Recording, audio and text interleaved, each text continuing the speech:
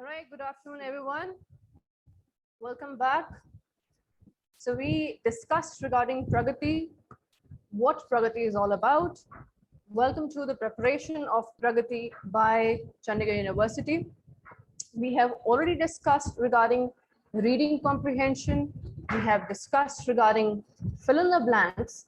Today, we'll be going ahead with another aspect of the exam, Pragati exam, which is grammar. Now, very important part as far as your exam is concerned. When we talk about grammar, what is grammar? It is basically really vast. Now, grammar, it is dependent upon morphology. As it says, what is morphology? Structure, forms of word. But not just morphologies. It is also dependent upon syntax. Syntax, arrangement of those words in sentences. That is grammar for you. Now, most of the students, they have issues in going ahead with grammar. So how do we go ahead with the same? What is the kind of tip or trick or tips and tricks that we need to know? We would be covering those up today. But before all that, let's go ahead for a tour of Chandigarh University.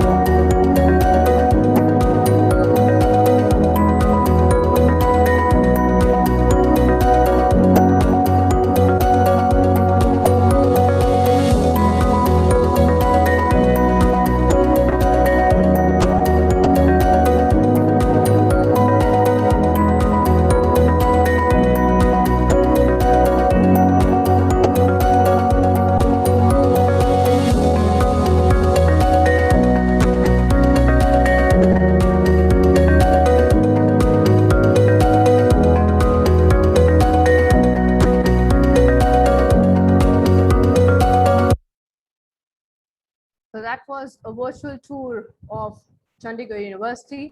Let's go ahead with our topic, grammar. Like we said, tips and tricks, very, very important when we talk about grammar. First thing and foremost thing that all of us need to know, subject, verb, and object. Without it, generally the sentence is not correct or complete. So very important, every sentence should have subject, verb, object. And when we talk about subject, verb, object, we also need to understand that the subject and verb, they should agree with each other, which is also called subject verb agreement. Now, some of the students, what they do is they write in a singular subject, but with that, they write a plural verb. Please understand. For example, a subject is singular, he. The verb will have s/es and it will be a singular verb. So he plays. Whereas when we talk about plural, plural is they play. What is a verb? An action. Subject plus verb. He plays, they play. So subject and verb agreement is very important. Very important tip for grammar. When we talk about two singular subjects, when they're connected with or, we use singular verb. Ram or Sham, John or Nathan. When we have or in between, we'll be using a singular verb. Whereas when we have and in between, John and Nathan, we'll be going for are, which is plural. So please understand this trick. It's very important for all of you to know about the same. Now let's link ideas with conjunction. So any idea, we need to link it with a conjunction. We've already done conjunctions in our schools as well. A and. Now we are going to a very important tip and trick because most of the students, they actually falter at this. So when we have a and, this is non-definite. I want a book. Which book are we talking about? We have no idea. It can be any book altogether. But when we have the, it's a definite article. I want the book. Which book? Maybe red cover. So I'm talking about a definite book, right? So a and in the difference we need to understand. Then we have much, a lot, a little. We use these when we have uncountable nouns. We use these when we have for uncountable nouns. Whereas many and few are used for countable nouns. I have few friends. So countable nouns. Now use simple present for habitual actions. So that's your habit, right? The sun rises in the sky. It's a reality as well, right? Present progressive for the current action. These tips and tricks, all of us need to know before we progress for grammar further. Now, we'll be going ahead with tenses. So this is for your overview. What are tenses? Some of the students, they have difficulty in understanding or rather differentiating between simple, continuous, perfect and perfect continuous tense. So herein, for your better understanding, what I've done is I have taken into consideration two words, he and watch. These are two words. Now look at the tenses. Present, happening today. Past, something which has already happened. Future, which can come, which is going to come, right? So simple. He watches. If I talk about present simple. Same thing I go for past. He watched. Future, he will watch. So this is pretty simple. When we go on to continuous, something which is happening, which is continuing. So therein we'll use verb plus ing. If we talk about present continuous, he is watching. We talk about past, he was watching. We talk about future, will plus be plus verb plus ing. So he will be watching. Future. Let's go to the perfect tense. Perfect, he has or have what. So when we take into consideration perfect tense, we use have slash has depending upon the subject, verb plus ed. So he has or have watched. Then we talk about past perfect. Past perfect, he had watched. We talk about future, he plus will plus have plus verb plus ed. He will have watched. So understand how we use the different words in the different sentences in the tenses. Let's move on to perfect continuous. Perfect continuous, we'll use subject plus have slash has plus been plus verb plus ing. When we talk about present perfect continuous, he has been watching. They have been watching. Let's go to the past perfect continuous. Because we have a singular subject here, he had been watching. Past, had been watching. When I go to the future, will have been verb plus ing. He will have been watching. So that's why I hope all of you understood the same. That's why I took into consideration just two words, so that these two words can be converted into different sentences based on the tenses. Any questions, please write down in the chat box. I hope you've understood, all of you understood regarding this. Let's move on to the questions now. Now, I'll be putting in front of you the questions. I'll be reading that question out to you. You will be given 30 seconds to write down the correct option according to you in the chat box. Then we'll go ahead and explain the solution. So let's go ahead with the first question of grammar. Dash water was in the jug, so a crow survived. All of you have 30 seconds. Please write down the correct answer according to you in the chat box, please. 30 seconds, everyone. Hurry up. Let's see your participation.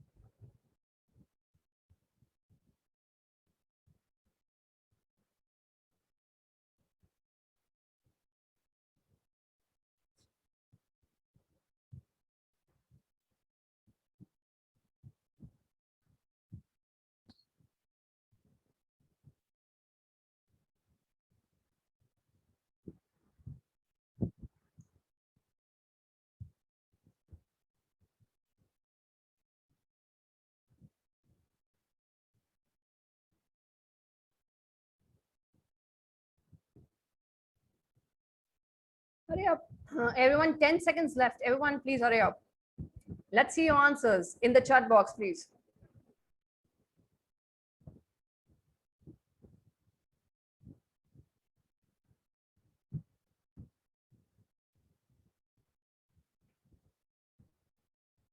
So the answer to this is a little water was in the jug, so a crow survived. It is option A.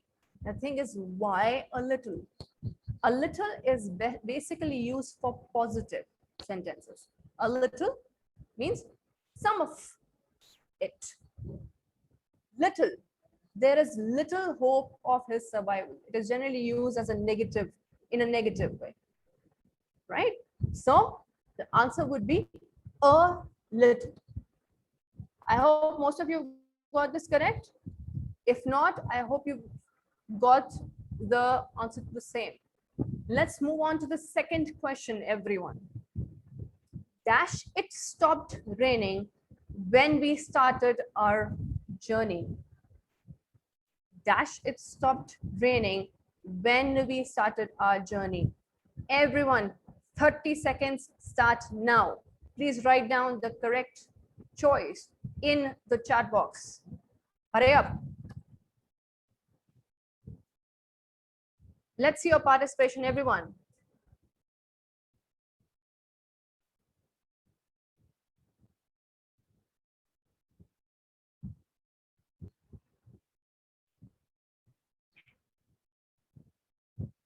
"15 seconds left, everyone. Please hurry up.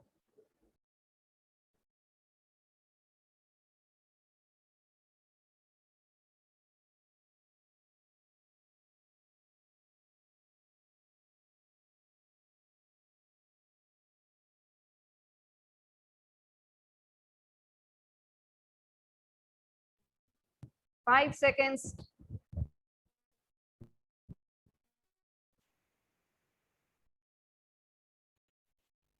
And there we go. This is be hardly had. Now, why is it hardly had?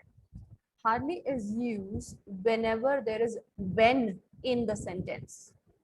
So it stopped raining when. So whenever when comes in the sentence, we will use hardly word. So hardly had it stopped raining when we started our journey. I hope all of you got this correct. Let's move on to the next one. The third one. Now, students get confused in this as well. So let's see your answer. Do you know the dash of your religion? 30 seconds start now.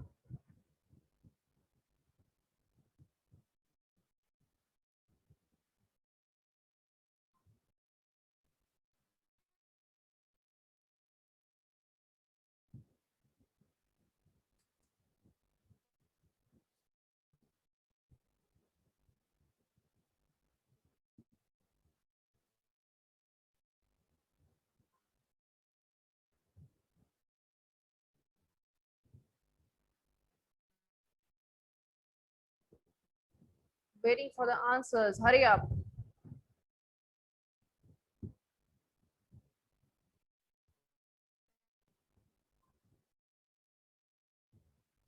All right. So the answer to this is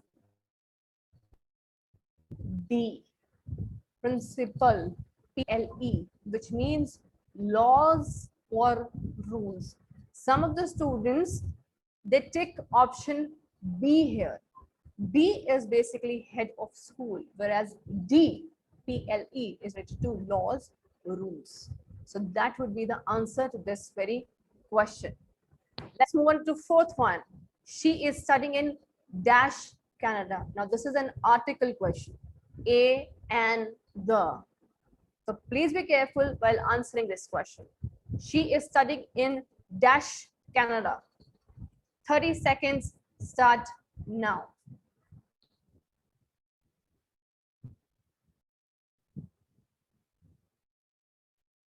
Answers to this, please. Question number 4. Would it be A? Would it be the? Would it be an? Or would it be none of the above?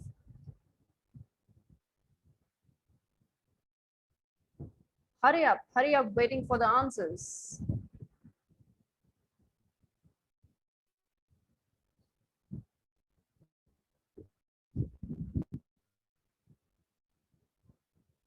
Just 5 seconds left. Hurry up. Let's see how many of us get the correct answers to this.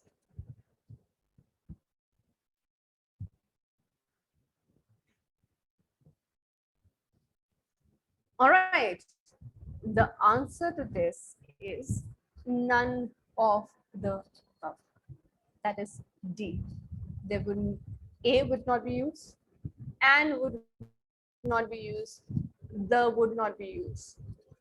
Basic rule for all of you to understand. Until and unless we don't have united or republic or union in front of the country's name, we would not put any article a and the in front of it. So the United States of America, why did the come there? Because United is mentioned specifically, right? The Republic of China. So please be careful about this. The answer is D. Let's move on to the fifth question, everyone. The driver dash not control the bus. Therefore, the accident took place. 30 seconds. Please give the answers. Hurry up. Let's see your answers.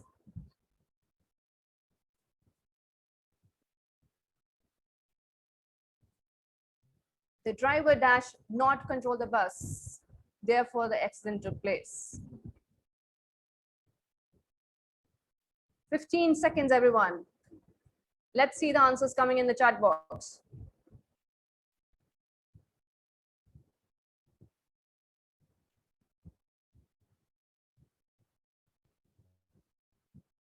Hurry up, hurry up. Let's see the answer coming in. 5 seconds.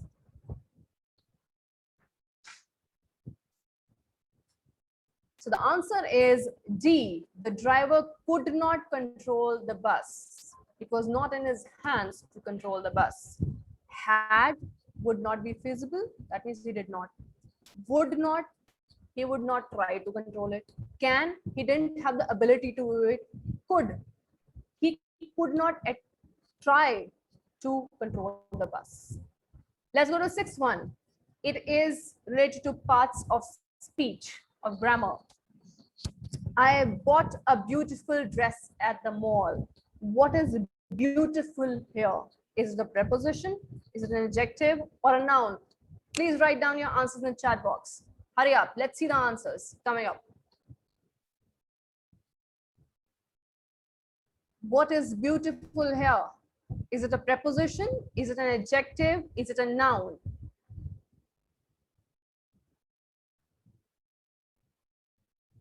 Let's see the answers coming up. Waiting for your answers, guys.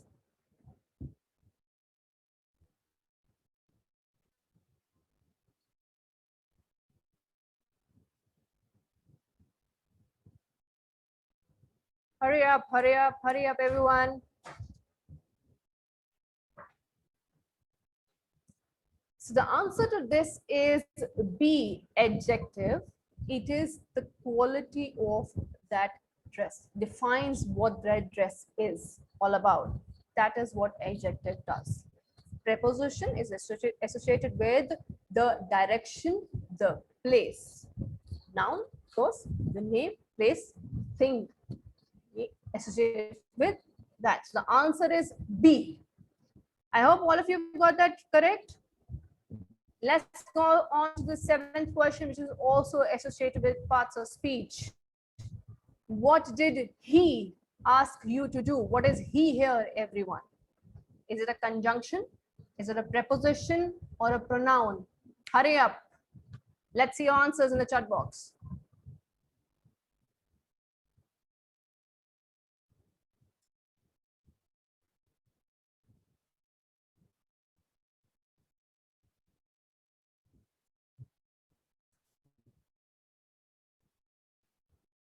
Answers, everyone. It is a pronoun. It is a pronoun. So he, she, anything that depicts noun, pronoun. So basically, the answer is C. Let's go on to eighth one. I don't work on Sundays. What is work here?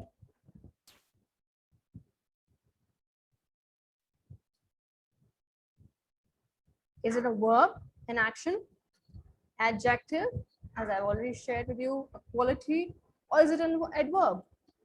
What do you think it is? Work on Sundays. Hurry up. Answers, answers.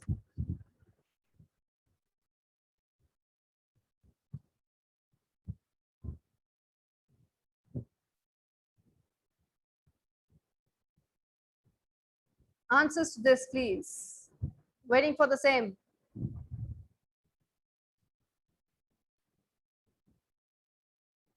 It is a verb which depicts an action. So work is an action which is depicted. So it is a verb, which is A. Let's move on to the next question. Ninth question.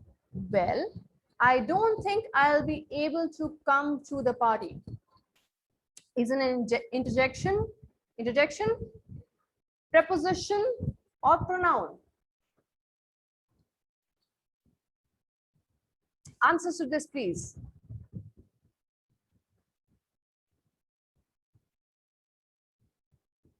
Waiting for the answers. Hurry up.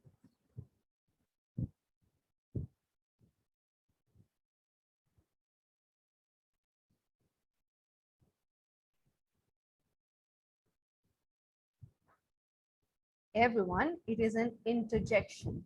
Well is an interjection.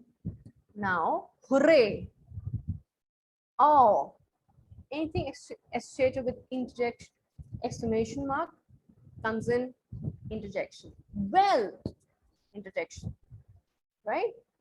Let's move on to the 10th one. My sister speaks good English. Which is a verb here?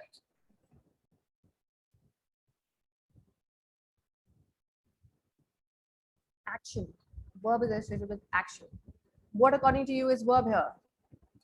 Come on, let's see some answers coming up. Is it brother? Is it good? Is it speaks? Is it none of the above? Which one is an action?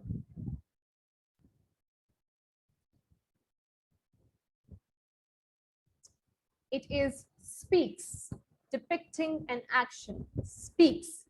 I hope all of you have got this right, everyone. Speaks. Let's move on to the next one. I would like to dash play the piano. I would like to dash play the piano. Can, could, be able to. Answer to this. Hurry up, hurry up.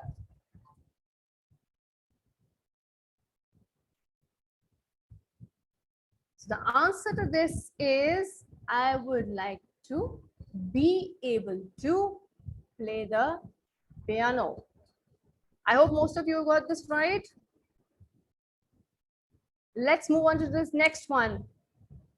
Will people dash live forever one day?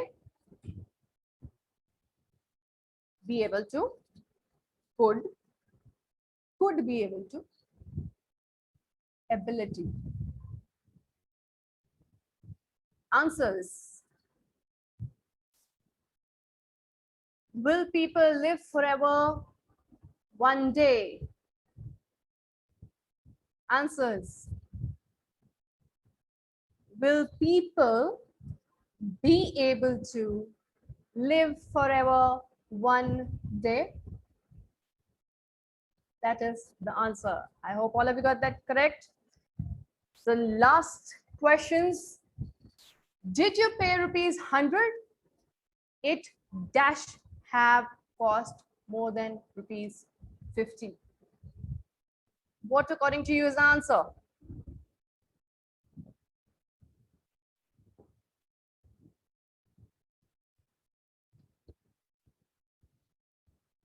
Come on, hurry up.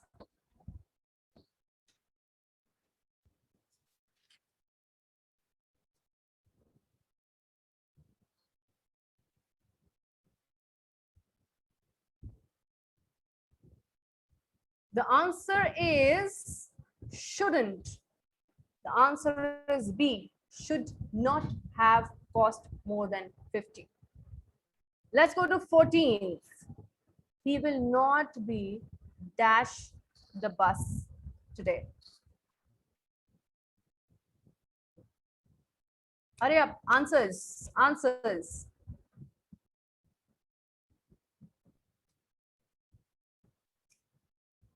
Would love to see your answers on the same.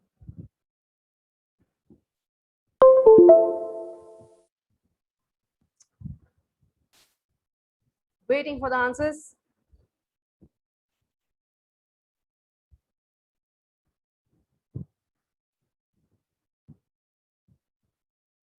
The answer to this is taking. Taking. C. He has not taken the bus. When we have today, he will not be taking the bus. Present. All right. So I hope all of you have learned something today, some aspects of grammar. Now, Mr. Amit will be taking you through different aspects of logical reasoning and aptitude.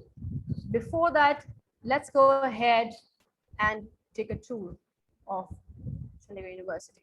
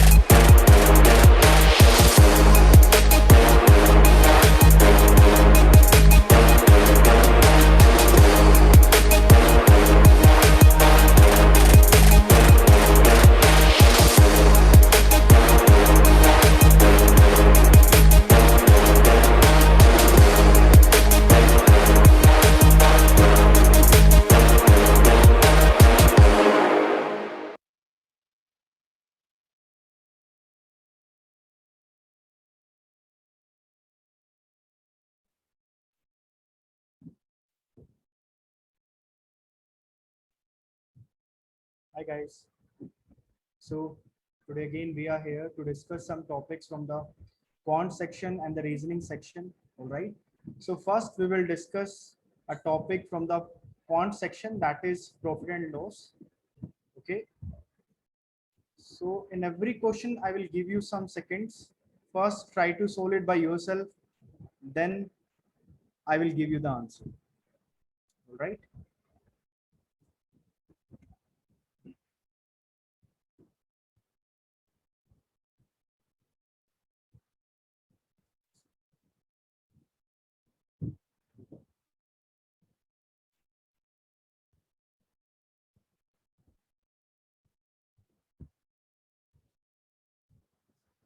All right.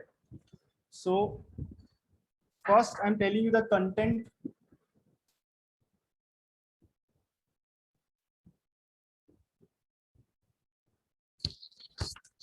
So the content from the topic profit and loss that we have to discuss today is in front of you. Today we have to discuss, these are the subtopics. Number one, we have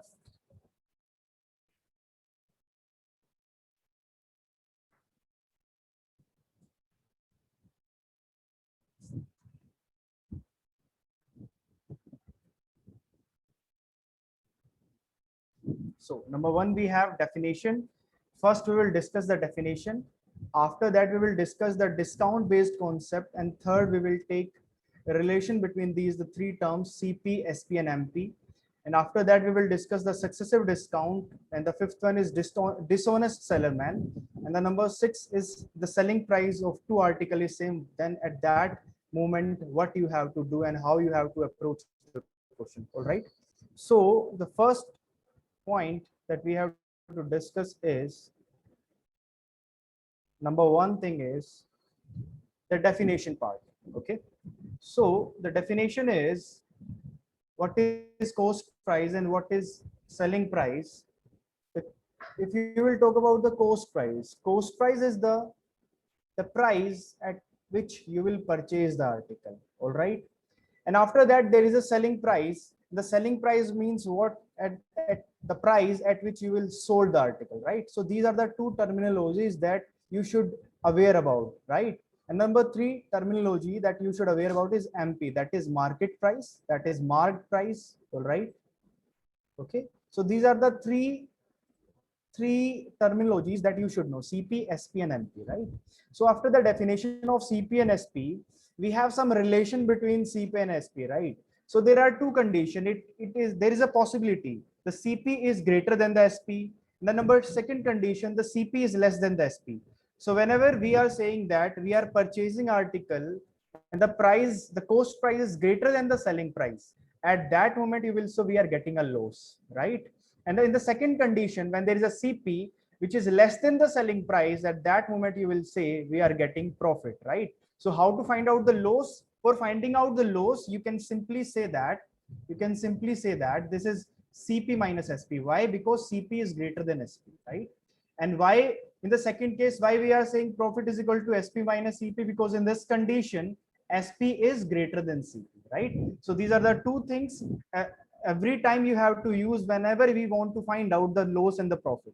After that, if we will continue this loss and profit, we have two terminologies, that is loss percent and profit percent. So what is loss percent, what is profit percent? You should be aware about these two things. So both word profit percent and loss percent always find out with respect to the CP, means the cost price. So when there is a profit percent, you will say profit by CP into 100. And when there is a loss percent, you will say loss by CP into 100, right? So these are the two conditions that you should be aware about, right? So after this, we should move toward the next part of our topic. The next slide we have is this. Okay. And here I'm taking some basic example that you should be aware about, right? Number one, let's say there is a profit of 10%. At that moment, how will you compare the cost price and the selling price? And let's say you are saying loss is 10%. How will you compare the selling price and the cost price? So it means that when there is a profit of 10%, how you will relate CP and SP? So you will say, when there is a profit of 10%, we will always say that our cost price is 100%. And the selling price will become what? The 10% more than the cost price, that is 110%. All right. So this is the relation when we have profit percent value is given in the question, right?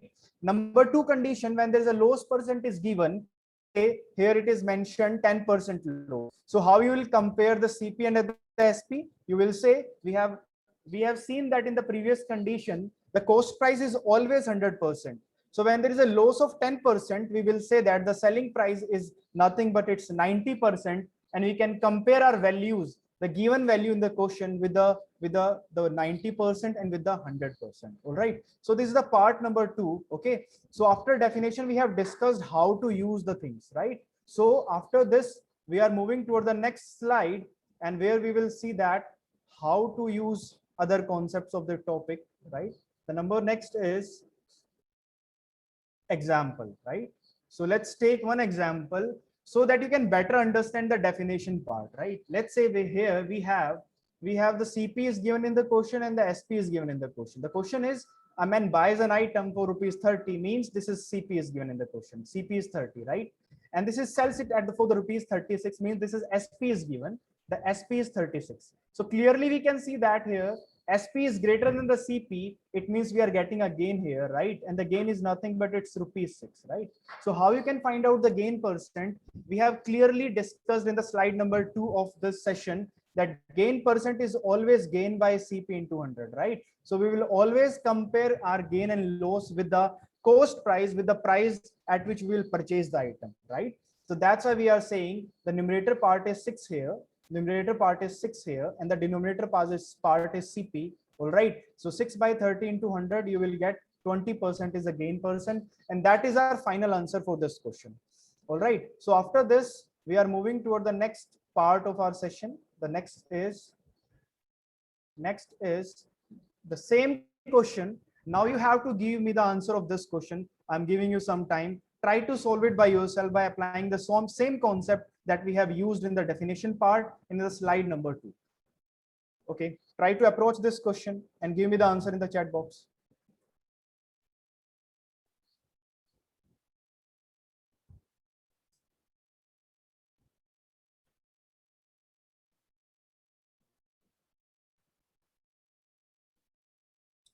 And I will suggest you, if there is this type of question in front of you, always do one thing. Never assume X and all things, right? Always start with the 100, right? So you can simply say that we do not have the CPs here. Let's say there are some person here. Let's say there is A, there is B, right? There's A, there's B, there's C. Let's say A sells a good to B, means let's say A purchased this item at rupees 100, right? And A sells a good to B at a profit of 20%, means A is getting a profit of 20%. So we can say that A sell this item to B at the cost of 120. All right. Now, again, what is mentioned in the question, B sells it to C at a profit of 25%. If the profit is 25%, profit percent is 25%. So you will simply say B sell this item to C at the cost of 120 multiply 125 by 100. All right. So like this, we are saying here, if you will look here, what we are doing, we are going from here to here, 100 multiply 120 by 100, right? In the same way, we are doing the what we are doing, we are increasing this value 120 multiply with the 125% of original value, right? So if you will solve it, you will get 525 by 125, 25 400, and you will solve it 4 3 12 0, you will get 150, right? So if we are assuming A purchased this item at rupees 100, so C purchased it at rupees 150. But what is mentioned in the question, what amount A paid for it? Actual amount you have to find out. But right now we have 100, 120, 150. These are the assumption value, right? So how you can find out the real value? How you can find out the real value? When we will compare the real value with the assumed value. And what does it mean? It means if C pays rupees 225, it means simply 150 unit is the assumed value, and this is equal to nothing but rupees 225. All right. Now we have to find out what amount A paid for it. So A paid according to the assumption is 100. So you have to find out the value of 100 only. So how can you find out? The 225 divided by 150 into 100, right? So when you will solve it, you will get what? 0, 0 cancel, 5, 3, 15, 5, 2, 10, 3, 7, 21, 3, 5, 15, 75 into 2 is what? 150. All right. So we can say that the option number A is correct. Luckily, we can see that here when we are comparing the original value with the assumed value, right? So we are the calculation is easy here, but sometimes the calculation is tough. That's why we solved the question by assuming 100 only at the starting. Okay. So let's move toward the next part of our topic, profit and loss. The next slide is this. Now, initially that I have discussed, the content we have to discuss in the class. The third in the content part, you have seen that I have also mentioned the discount part. So that the time has come, we have to discuss the discount definition. What is the meaning of discount? How we can use the word discount in the questions, right? So always remember there is a chart. Let's say you purchase some item at cost price, right? And let's say you are a shopkeeper. You purchase this article at CP and you marked some price on the article, let's say MP, right? And after that, you are giving some discount on it and you are selling it, right? This is selling price, right? So this is the chart that you should be aware of. First, what we are doing, we are purchasing article. The shopkeeper is purchasing article. After that, we are marking some value more than the cost price, that is called market price. And after that, we are giving some discount on the market price. And that after giving discount, the value we are getting, that is called selling. This is the chart that we should be aware of, right? So that's why we are saying whenever we have to find out the value of discount, how we can find out the value of discount? Simply, you will say that the market price minus selling price, this is called our discount. And this is the final definition of the discount. And here you can see that the selling price is MP minus discount, right? And always remember one thing, there is a key point here.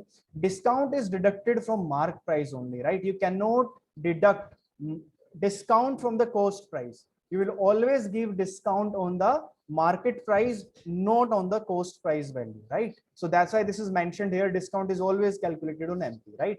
In the end, we have discussed the loss percent.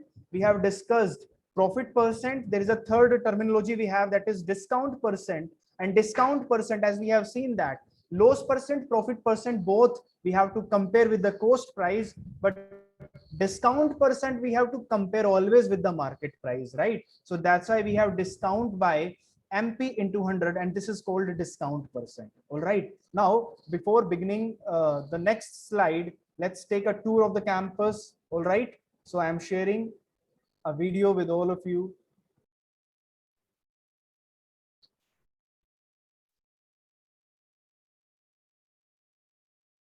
So this is the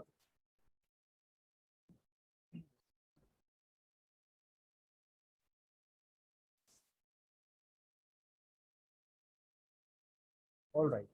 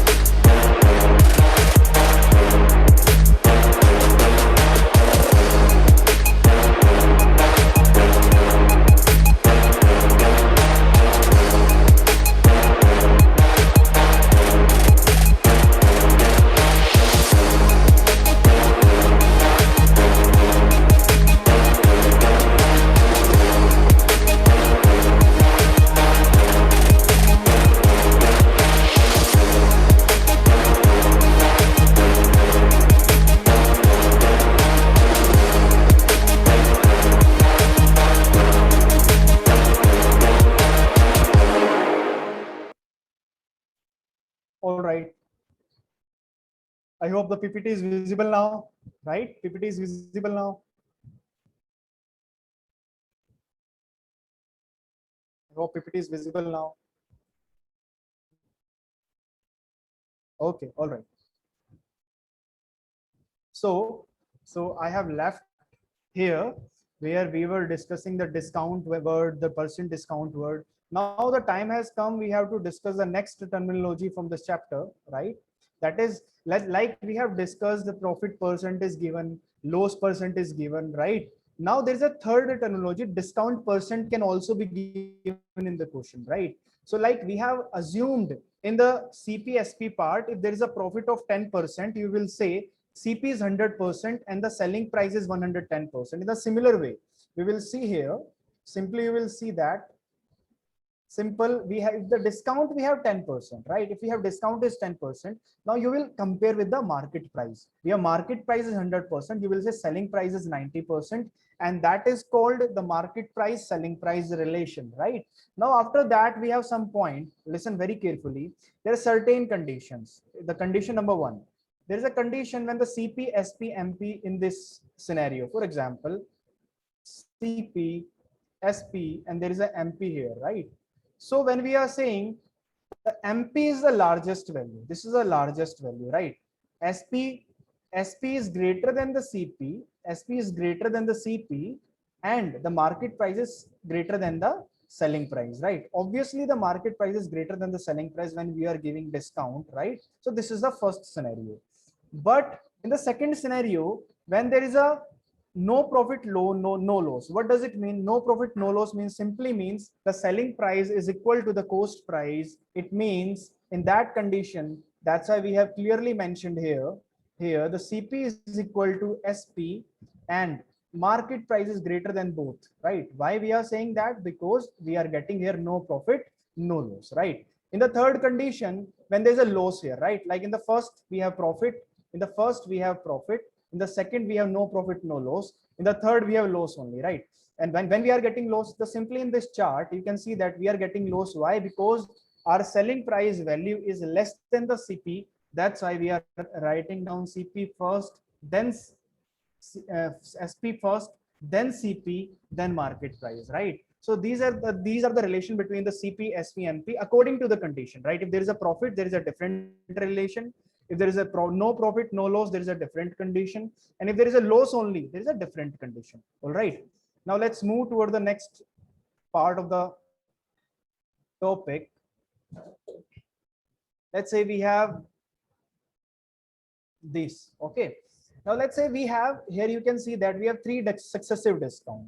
What does it mean? We have three successive discount. Listen very carefully. Let's say I'm giving you one example. Okay, let's say we are giving a discount of 10%, then we are giving a discount of 20%, then we are giving a discount of 30%, right? Now we have to find out a word. Listen very carefully. Effective discount, right?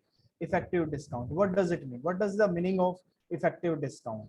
Let's say initially we have 100, right? Like I have given one example here. Let's say this is the initial value. This is the initial value. Like if we have 100 is the initial value and you are giving a discount of 10%. So obviously the remaining value is 90% of the 100, right? And that's why 90% is 90 by 100. That's why we are writing down here 0.90, right? So the after first discount, the final value will become, listen very carefully, the final value will become this only, right? So this is the final value after first discount. Now, if you are giving the second discount 20%, you will give discount on this value only, right? So that's why if you are giving 20% discount, the remaining value we have 80%, that is 80 by 100, and that's why we are writing down 0.80, and this is the value after second discount. All right. Now we are giving third discount also. So you are giving third discount on this value, on this total value. So 30%, the remaining is 70%, and this is called 70 by 100, and it is 0.70, right? So the final value you will get 100. If after getting three continuous discount, three successive discount, your value will remain only 50.4. So from 100 to 50.4 we are coming, right? So the gap is called the total discount. That the gap is called effective discount. Okay, so this is the terminology, effective discount. How you can use that in your questions? Simply by applying this method that I have represented here. All right. Now after this we have to discuss one quick method that you can see definitely in your exam, right? Let's say we have two successive profit is mentioned, right? The first profit is X%, the next profit is Y%. As you all know, in the first session, in the second session, we have discussed the percentage topic, right? And in the percentage topic, we have discussed effective rate, right? So we are picking up the particular formula from there, right? So X plus Y plus XY by 100. What does it mean? Let's say first we have some profit, right? Let's say 10% profit, right? You are using with the plus 10. After that, you are getting again 20% profit. You will say it's 20%, right? Now, after that, you will say plus 10 multiply 20 by 100, right? So 0, 0 cancel. 10 and 20, 30, and 2, that is 32. So you will simply say after, if you are successively, you are getting two profit. First is 10%, the second is 20%. So overall, the profit you will get on your original value is nothing but 32%. And that is a formula you can use to solve your particular question when there is this type of condition is given in the question. All right. Now, after that, we have a few more concepts that you all should aware, right? The next point is this, right? The same we have discussed in the previous slide, right? This is the same concept. Okay, so we are moving toward the next part. Okay, let's say we have not profit successive, not we have profit. Let's say we have first profit, we are getting then loss, right? So whenever we are getting a loss, you will put value with the minus sign, and when we are getting the profit, you are put value with the plus sign. That's why here it is, you can see that this is mentioned, right? So you can see that that's why it is mentioned here is minus here with the y minus. That's why this minus plus minus minus, right? That's why it is minus here. So this is the final result. Okay, so we can use that simply, right? Now let's move toward the next part of the class. Okay, so let's use the successive result in a particular question so that you get the idea how to use the concept, right? So look at the question carefully. Now read the question. Now Paresh purchased an iPod of rupees 7,500. All right. Now sold it at a gain of 24%. Right. Now what happened? Listen very carefully. From that amount he purchased another iPod and sold it at a loss of 20%. So you can see that successively you are getting a gain and successively you are getting a loss. That's why you can use, but you have to find out overall gain and loss, right? So obviously there is only one thing happen. It may be loss or it may be a gain. Okay. So first you have to predict it is a gain or a loss. Okay. So simply you can put the value in this formula and you can find out the result, right? So we have first profit. That's why you were applying first this formula, because in the previous slide we have seen that If the profit, you will use x plus y plus xy by 100. If there's a profit loss, you will use x minus y minus xy by 100, right? So that's why plus 24 minus 20, right? This is minus 24 into 20 by 100. So this is 4, right? You can simply solve it and you will get simply 0.8% loss. And that is your answer. You have to find out the overall gain or loss. Simply what you have to find out, you have to find out the 0.8% of the cost price, and that will be your answer. Okay, so this is the answer, and your answer will be 60. And 60 will be your answer. All right. So this is the way you can use the formula, the successive change formula in your profit loss questions. Okay. So after this example, I'm giving you one question so that you can better understand the scenario. And the question is this. Okay. And I will suggest you first try to attempt this question by yourself. After that, I will tell you the answer of this question and try to give answer of this question in the comment section. Tell me the answer in the comment section. Okay, give me the answer. Because the situation is still same. First we have gain, then we have a loss. You will simply put what? You will simply put the logic. You will simply say we have gain, that is 35 minus 20 minus 35 multiply 20 divided by 100, and you will simply say this is nothing but 15. All right, this is nothing but this is 15. Okay, so this will become 15 minus 0 cancel, 70 by 100, 70 by 10, that is 7, that is called 8%.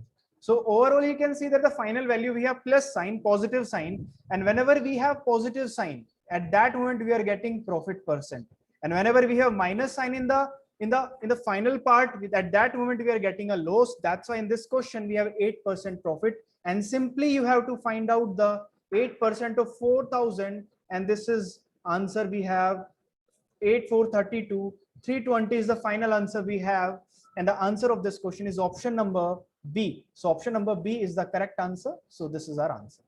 All right. So you all can see that simply the content I have shared in the first slide is we are using the same content in every question, in every example, and you have to be very clear whatever we are discussing right now. If any confusion, you can put your queries in the chat box, and in the end of the session, definitely I will try to take your queries. Okay. Now after this, we have one more type of concept. Okay, that is called false weight problems, right? So what happened in this type of concept? A shopkeeper purchased some article. Let's say shopkeeper purchased some article, let's say 100 gram, right? But he cheated there, right? What type of cheating was happening, right? What type of cheating? That it is clearly mentioned here in the definition itself.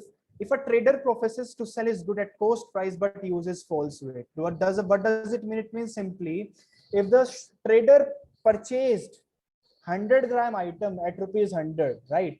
But he is giving 80 gram, let's say 80 gram at the same price. It means he is getting some profit definitely. And that's why in this type of condition, you will simply use this formula gain percent, that is equal to error divided by true value minus error into 100, and that is called final value gain percent. And you can simply directly use this concept in the questions, right?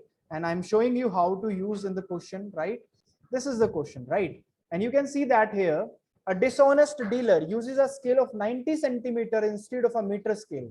And you can see that the dishonest dealer is not using 100-meter scale, he is using 90 centimeter scale. Means he's giving a gap of 10 centimeter, right? And this is gain percent, right? So we can use the formula error divided by true value minus error into 100, and this is the final result we have. So numerator will be definitely the error part, that is 10 centimeter, and the denominator will be true value minus error, and true value is what we have, 100 minus 10, that is 90. So denominator will be 90 into 100, and when you will solve it, you will get 11 by 9%. And this is called our final answer, 11 by 9%. This is our profit percent. Okay, so simply we can directly use the formula error divided by true value minus error, and we can easily get the answer. Okay, Now, after moving toward the, let's move toward the next slide. It's one concept again. What type of concept? Okay, this is a totally a different concept, whatever we have discussed till now, right? Now, whenever we have this type of condition, listen very carefully. When there is a condition, we have, let's say we have, we have this condition simply. Let's say this is the condition. What is the condition here? We are selling two articles and at the same price. At the same price, we are selling two articles, right? Let's say it is mentioned here, if a person sells two similar articles, one at a gain of 8%, another at a loss of 8%, and then seller always incurs a loss, which is given by loss percent is equal to a by 10 to the whole square, right? What is the formula? Why we are using the formula, guys? Let's say in the exam time, you will find out, listen very carefully, very important concept. Let's say the selling price of first article is 139.75, right? And when we are selling the article at this price, we are getting a gain of 10%, right? And again, you are selling the same article at a price of 139.75, another article, and you are getting a loss of 10%. So if you will go toward the calculation, the calculation will take more time. So if you want to save your time, directly use this result, and you can say that A is what? A is this percent value. So we'll simply say A is 10 here. So 10 by 10 is 1. So 1 square is 1. So simply you will say that 1% is our overall loss in this condition when there's a selling price of two article is same. Article are different, right? Article is similar here, or article are different. It depends on the condition, right? Okay. Now let's move toward the next part. Okay. So, but before moving toward the next part, because I think we have discussed sufficient part from the profit and loss, right? But before going toward the next part, okay, so let's, I'm showing you the campus video. Okay, after that we will discuss the reasoning part. All right. And the campus video we have,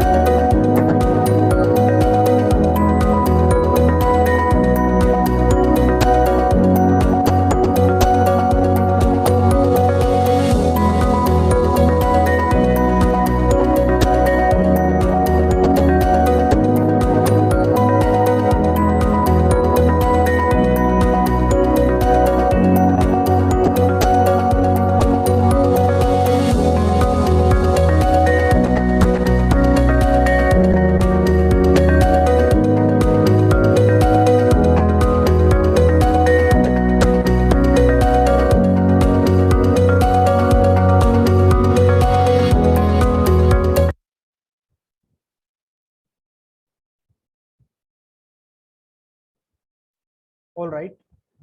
So I hope we have discussed many concepts from the profit and loss. Now we have to discuss some concept from the reasoning section, and the topic that I have chosen for the reasoning part is direction, right? So you have to some direction sense if you want to attempt question based on the direction, right? And for the content part, we have to discuss, first we will discuss the classification of direction, right? After that we will rotate some direction, right? And then the third, we will use the concept of minimum distance, right? And in the last we will discuss the concept of shadow, right? So these are the four topics, subtopics that we have to discuss in the chapter direction, right? So let's move toward the next slide so that we can learn about some concept of classification of direction. Okay, so this is the classification of direction. What does it mean? What is the meaning of this classification of direction? So we have so this is the diagram, right? So we all can see that this is the east, right? And this is the west. So this is a frame of reference that you have to use in each and every question whenever you will see question based on directions, right? So there is a north here, there is a west south here. So in between the northeast, there is a northeast, right? In between the north and west, there is a northwest. In between the south and west, there is a southwest. And between the south and east, there is a southeast, right? So this is the frame of reference that you have to use in each and every question, right, of the direction, right? So let's move toward the next slide. Is this right? In the second part, we should be aware about the rotation, how to rotate. We are going in a clockwise direction, we are going in an anti-clockwise direction, what angle we will take, right? Let's say in the first diagram, you can see that if we are going in a clockwise direction, right? Clockwise means clock is moving in this direction, right? So that's why we are saying this is a clockwise direction, right? So always remember the angle, this is a total is 90-degree angle between the east and the north, right? So it is a total angle of 90 degree, right? So in this is the, if you will, this is called the angle bisector of the north and east direction. This is called the northeast, and there's a 45-degree here and 45-degree here. Okay. In the same way, you will get 0, 45, 90, 135. Just add 45, 44, 45, and you will get the every degree. Let's say you are here, you will say this is 225 degree. From the starting point, let's say you are here right now, right? So you can simply count this angle is, you will start with a 0 here. So simply this is 180 degree. And if you will add 45 in that, this will become 225 degree, right? So in the same way, you can add 45, 45, 45 after every half rotation. Okay. And if you will talk about the left direction movement, and that is called the anti-clockwise rotation. All right. Let's say we have anti-clockwise rotation, means we are moving in a direction which is against the direction of clock, right?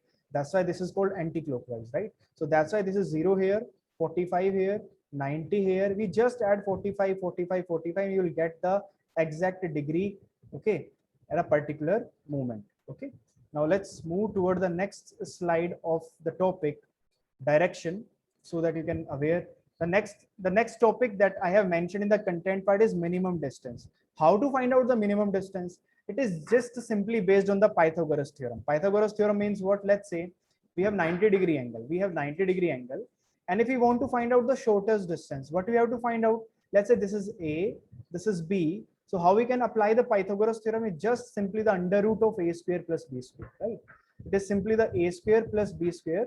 This is called the Pythagoras theorem.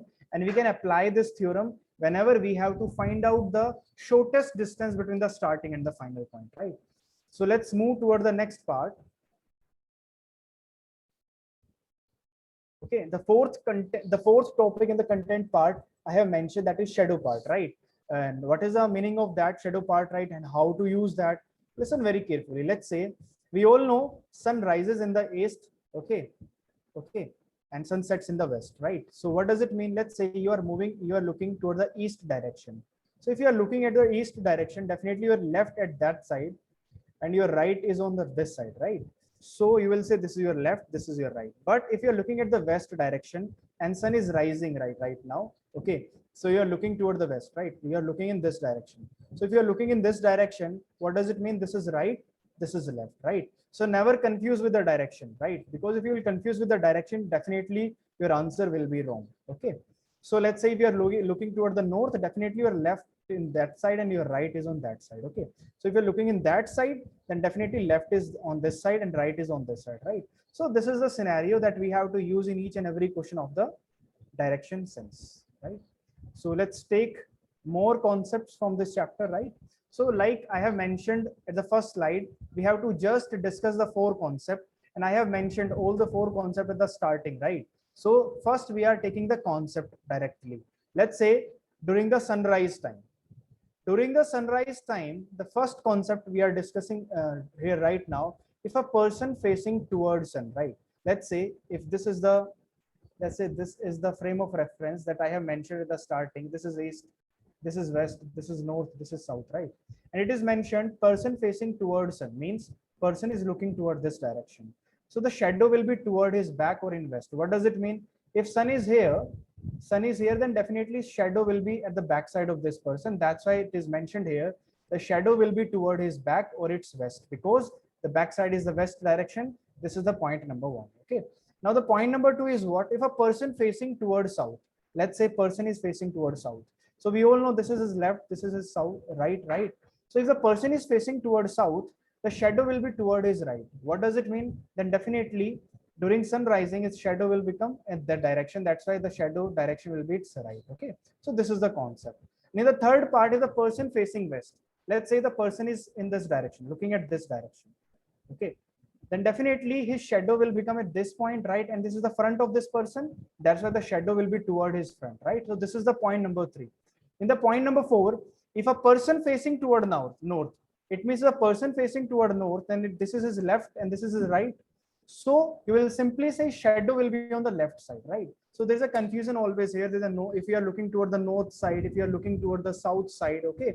So always remember in which direction you are looking at, accordingly your shadow will become, right?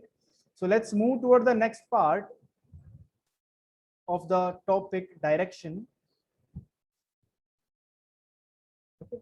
It's an example. Simply we are discussing one example so that you can better understand the scenario. Okay.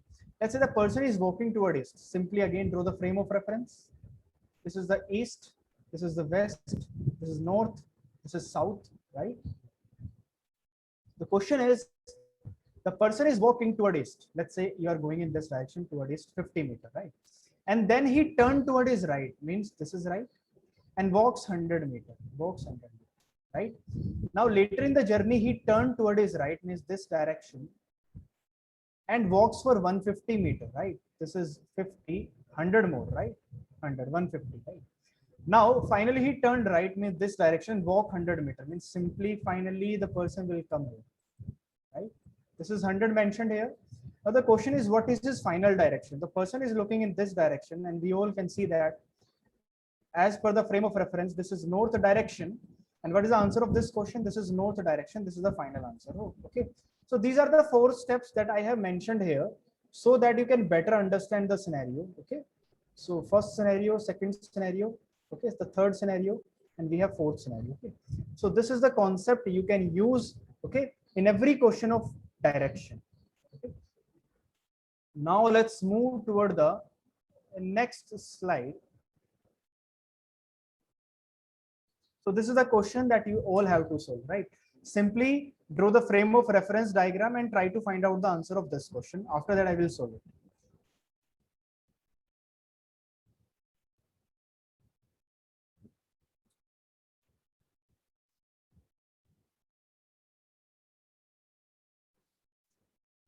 Try to find out the answer for this question, because the question is based on the simple frame of reference that I have mentioned in the first slide. That I have mentioned in the first. Try to find out the answer of this question.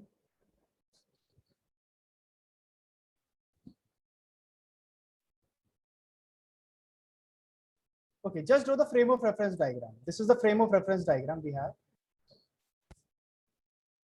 Simply draw this. The frame of reference east, west, north, and south, right? So now we know how to use the concept of frame of reference, right? So the man walked 5 kilometers towards south. So first we are moving here 5 and then turn to the right. So we can see that if you are moving here, your right is on that side, right? And after walking 3 kilometers, he turned to the left. Means this is the right, left, right, and walks for 5 meters, right? Now the let's say person is here. Now the question is now in which direction is he from the starting place? Now if it is the person is here, the starting point is here, so simply you can see that this is the direction and this is nothing but southwest. So the option number D is the correct answer.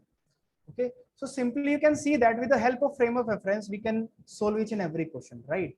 So before beginning the next slide, okay, so let's take a simple campus tour. Okay, after that we will begin with the new question.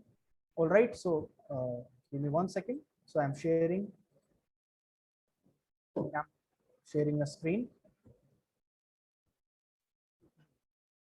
and this is the video we have.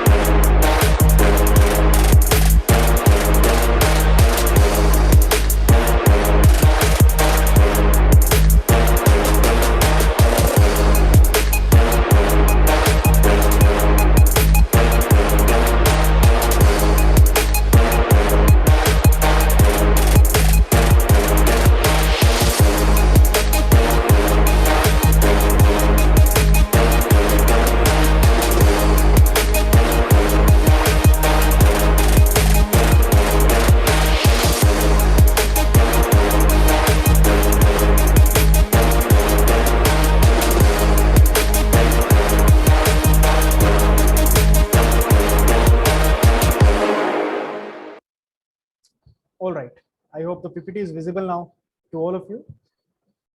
So after the campus tour, again, we are starting with the same slide at which I have left you all, right? So we have discussed this question. Now we have a new question, okay? The new question is this, right?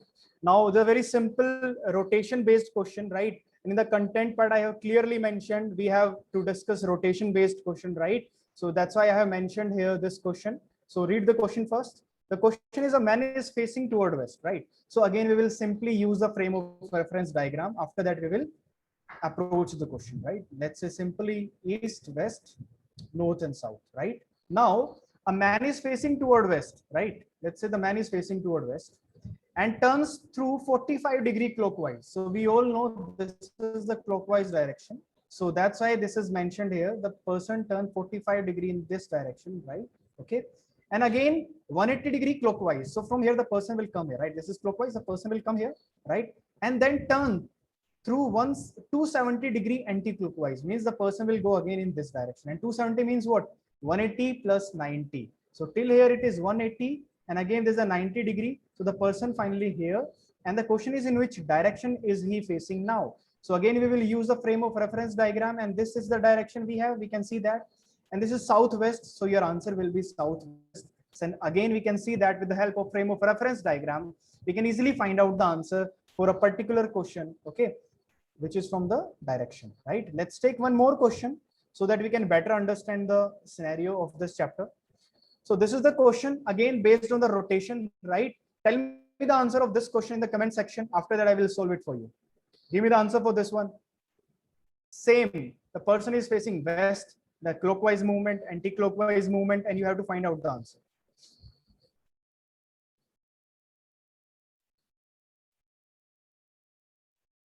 I will suggest you draw this diagram first, okay, so that you can get the answer easily.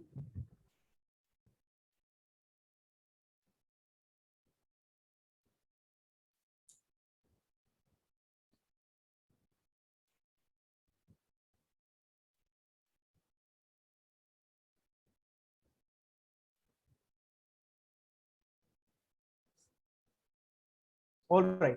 So the question is, I am facing west. Okay, I am facing right now in the west direction, and I turn 90 clockwise in the 90-degree in the clockwise direction. So this is the 90-degree. So right now I'm looking at here, right? and then 135 degree in the anti-clockwise. So we all know 135 is what? 90 plus 45, right? So this is anti-clockwise. So from here to here, we are going come here. Now 45 means we are come here, right? We are coming here, right? So this is the direction. This is the direction, right? This is the, because this is 90 degree and this is the 45 degree. This is 135 degree. This is the direction, and this direction is called southwest. That's why our answer will be what? Our answer will be southwest. Okay, so simply you can see that with the help of this diagram, we can move toward the clockwise direction, we can move toward the anti-clockwise direction, and finally we are getting the answer. Okay, so these are not so very hard question. Simply a single diagram is sufficient to solve each and every question from this chapter, right? So before that, so let's move toward the next slide. One more question in which we have to discuss the shortest distance concept, right? And that was the third subtopics of our content part, right? And what is the question? First, read it very carefully. The question is, Sandhya starting from her house and goes 4 kilometers in the east. So we all know if this is the east direction, this is the west direction, this is the north direction, this is the south direction. So what is the first diagram?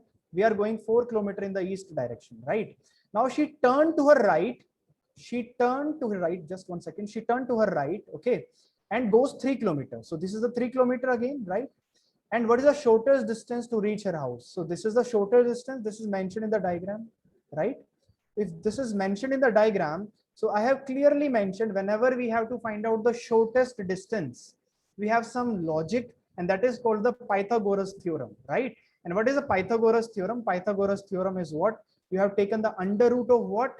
The perpendicular side square with the addition of the shortest side square, right? So we can say that the simply 4 square plus 3 square, that the result you will get after this, that is called the hypotenuse, and the hypotenuse is called your minimum distance. Okay, and that is what you have to find out in this question, right?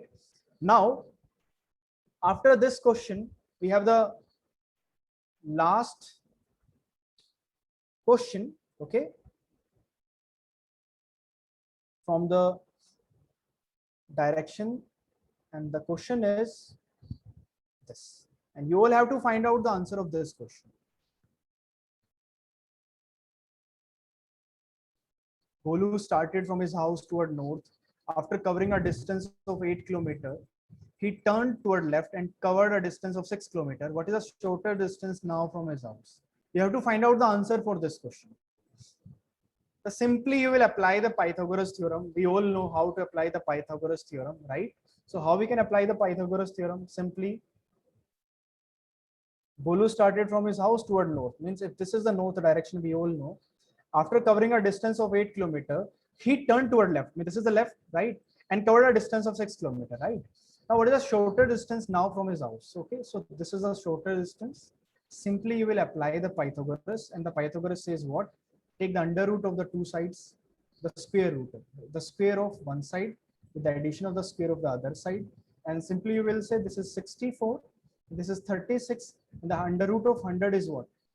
Under root of 100 we will get is 10. Okay, so the answer, final answer we have is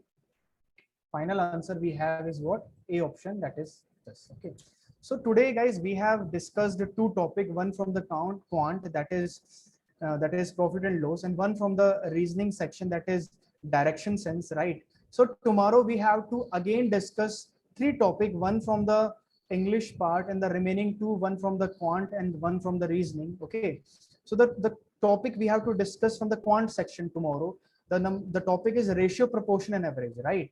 And from the reasoning section we have to discuss is sequence and series, right? And in the English we will discuss tomorrow the paragraph competition and inference, right? I hope you all will join again tomorrow and you will learn something new, right? Okay, but before leaving the session, I am sharing the campus video so that in the end you can visit the campus again, right? So I have shared a video.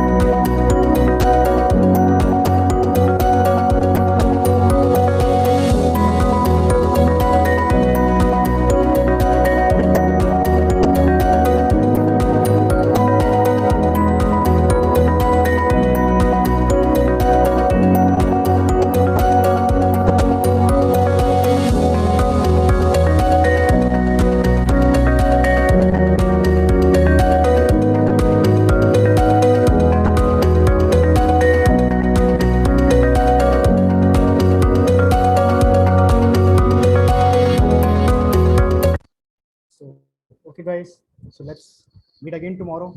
Till then, goodbye.